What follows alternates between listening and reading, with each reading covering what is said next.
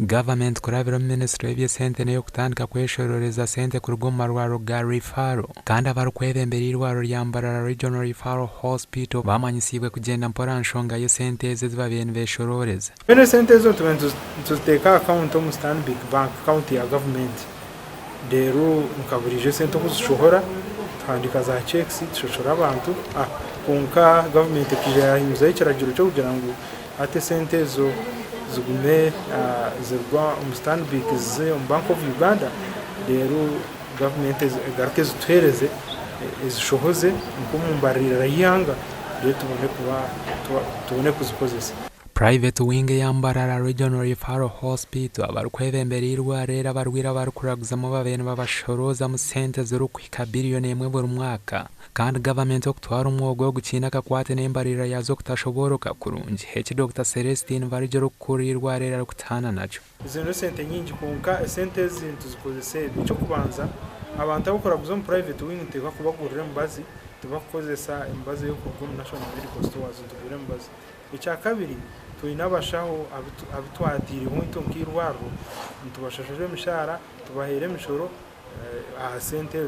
sente z'abirwaro kuba birene bashoroza bazitwara cyo mu Stanbic Bank aho babirene bazihayo bazetaga konke ntekateke ziriho sente government neza kubaneza biko mu Bank of Uganda okuziha irwaro yine kubanza ryazo shabe ki Dr. Barija kugira ngo kibasa kureta mu kucumbagera ngwahabwe kubanikiza kubanitwara hiha amazobasha tukuzitunga wageragera nsanko kuba birene batwaza mu Stanbic Bank si buri kiragiro kukuzaho bacukozisa bareba yabankiza kureta burungi ningo ibyo ntujya kubirekera abakore biragiro nibija kwanu habura government cy'ugendo bisho abarukurirwa rera bajerundi nibagirangwe ntekateka za government kubashoroza mu sente turwabo bonka so mweno ikine kiragiro kiyanga kugira ngo atirise rumanye isente z'abantu bakorectinga ningashize bakubane nibashanguruza bizingana ki so that kirambe Mbarira yanga rebe mwamutakwasa kwebasa ubundi babongereho